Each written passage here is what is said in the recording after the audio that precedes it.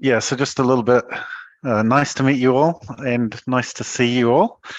It's a real privilege to be able to share with you a bit of what we've been doing and the vision that we have, the call that we have. So yeah, actually, I'm calling right now.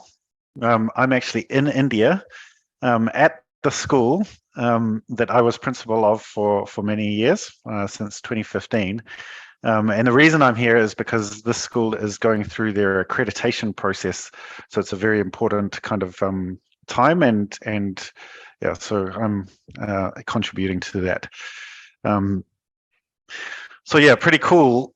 And this is just an example of the power of the world we live in today, is that I can join a prayer meeting in New Zealand from India, where it's 12:45 in the afternoon, lunchtime, and I get to share with you, and that's the power of what we have in our hands right now. So yeah, I'm just going to share a little bit about where we've come from and what we're about, and yeah, the uniqueness of what we're trying to build in this 3H School International. Okay, so Matthew 28, 19 and 20. Does anyone know what Matthew 28, 19 and 20 is about? Yeah, the Great Commission, go into all nations, making disciples of all nations. So I am completely sold on Christian education, okay? Kids have to spend about 30 hours a week in school, right? We get these kids as a Christian school, we get these kids for about 30 hours a week. Okay, they have to be with us. They can't. Can you imagine a pastor or a youth pastor having that amount of time with their youth to be able to input into them and to be able to disciple? So that's the first thing. Christian education, I think, is a unparalleled opportunity for discipleship. You get them year after year.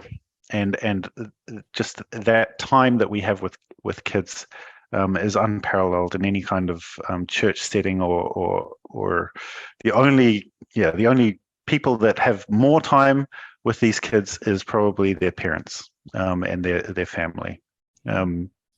So it's an unprecedented opportunity for discipleship. Then we come to the online component.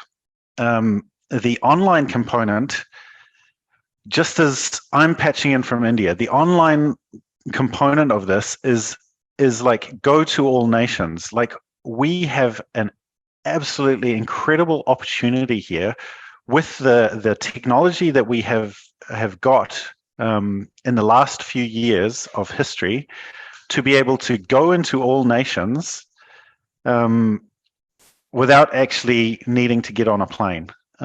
Without actually needing to go physically to anywhere. And so that's the power of this model. Okay, this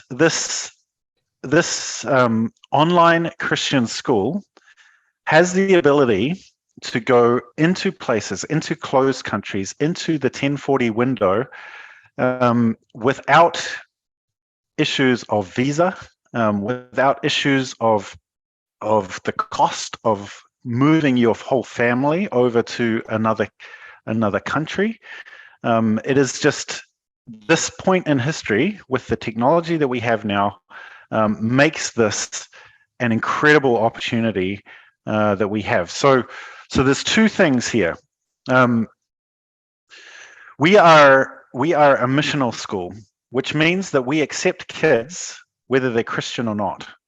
And that's part of our purpose, is to make the gospel known, the good news known, and we do that through these two ways. One is that we accept non-Christian kids, Christian kids, wherever they may be. Okay. The second way that we do this is by supporting the missionary kids, okay, supporting the missionary families that are spread out in isolated places who don't have a good schooling option for their kids. Okay, now I grew up a missionary. Okay, so back in the day, the thing that you did with your kids as a missionary was go to boarding school. So 5 years old, I was in boarding school. Okay, and it's not. My experience at boarding school was great, but my kids are never going to go to boarding school. But that's just what was done, right? You had no options, no good Christian schooling options in these places where the gospel has not been shared, and so the options for families are, boarding school or homeschooling. Now, the homeschooling option is a great option if one of the parents is willing to take that responsibility and is able to do that. The problem with it is the isolation. You go into a hard environment, and you just have it's very, very tough. It's very, very isolating. So what we can do as an online school is that you think about the catchment area, right? You can serve a whole lot of people in different towns all over, a time zone. It doesn't need to be restricted to a country. It doesn't need to be restricted to borders. You're talking about time zones, and so you can build a classroom atmosphere, interaction with classmates, as well as interaction with a teacher, through bringing these kids together and teaching them and discipling them. So it's just it solves a whole lot of issues with schooling in isolated places, and yeah, I think it's an amazing opportunity that we have to spread the gospel through using quality international education as a vehicle to attract people into the a Christian environment, and also support missionaries, families, cross-cultural workers in these hard places, in these isolated areas. So where we are at the moment, we've just we started in February. So we're a New Zealand registered school. We've got about 40 students. They're all New Zealanders at this point. Okay, and this was a necessary step in the bigger picture. Okay, so we are just working through our international. There's a whole lot of paperwork that we need to do to be able to accept international students. So we're aiming from January 2023 to be able to accept international students. And we'll be able to accept international students from New Zealand to approximately Indonesia, Cambodia, kind of that. They'll start school at about 6 a.m. in the morning, and we'll go through. And our Kiwi kids will start a bit earlier and then finish at 3:30. So that's how far we can kind of stretch with our online school at the moment, from next year. And then in the future, we hope to open an Asian kind of cohort to the school that is serving the Middle East and Asia. Okay, so that's kind of where we're at.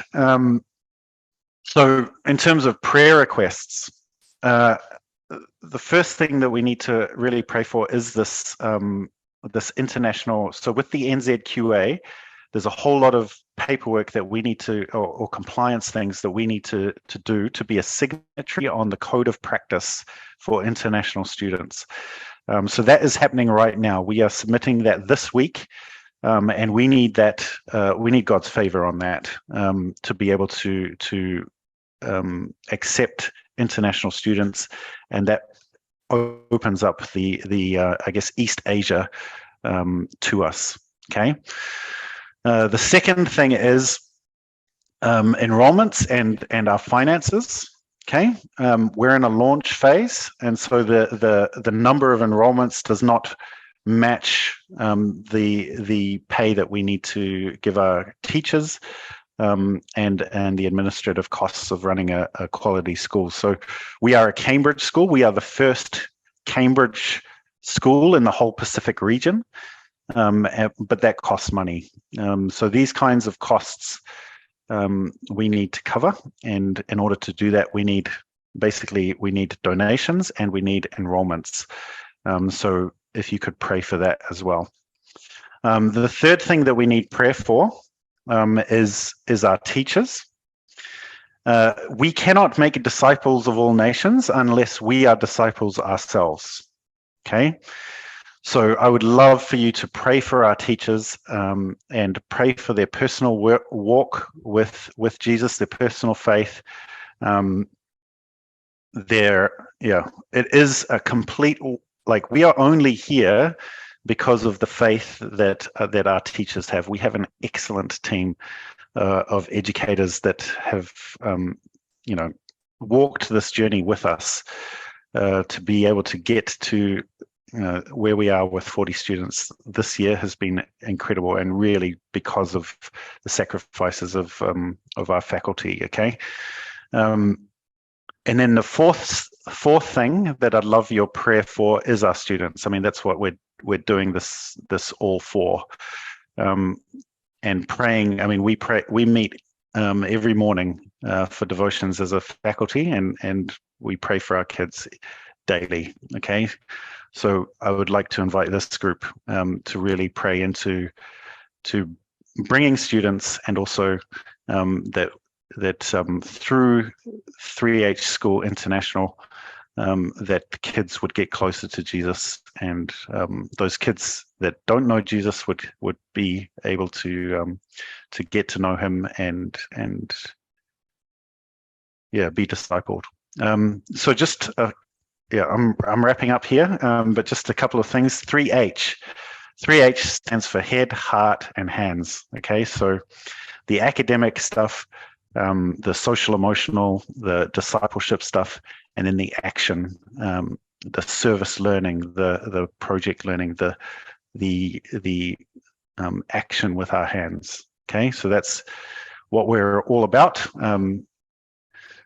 Excellence in education, excellence in academics, also that discipleship piece, and then seeing that in action with the hands. Okay, so that's us. I'll put those prayer requests on the chat, and before we go into the breakout rooms. But are there any questions at this point before? Can I ask a question? Yeah, absolutely. Cambridge is a secular schools education system, right? So how do you incorporate the Christian message? Yeah, that's a great question. So we have to be very delicate about that. And if you go to our website, it won't be obvious that we're a Christian school. Okay, and that's on purpose. Okay, and even in our deed for the Charities Commission, it's very, very clean, and that's because of the countries that we want to serve. Okay, so we are going into, in the future, we will be going into countries that are, hostile to the Christian message. So we have to be very, very careful about that. In terms of, like, in a typical Christian school, you might have biblical integration into all subjects. So we will do that to a certain extent, but it will be much more subtle than your typical Kingsway, or it'll be values, it'll be teaching, stuff like evolution will be taught alongside creation, and evolution will be taught as a theory that is does not include a creator. And then there'll be a creation message alongside that. Okay, so stuff like that will happen. There will also be Bible, and Bible will be optional. Okay, so everyone who comes into 3H school knows that we are Christians, but it will be an optional. Bible will be an optional optional course. Okay, we also have in our social emotional learning program, it's all biblical values and those things. So there'll be parts. What I'm saying is that there'll be parts that are curriculum and secular, and there'll be parts that are very Christian and clearly come from a Christian worldview.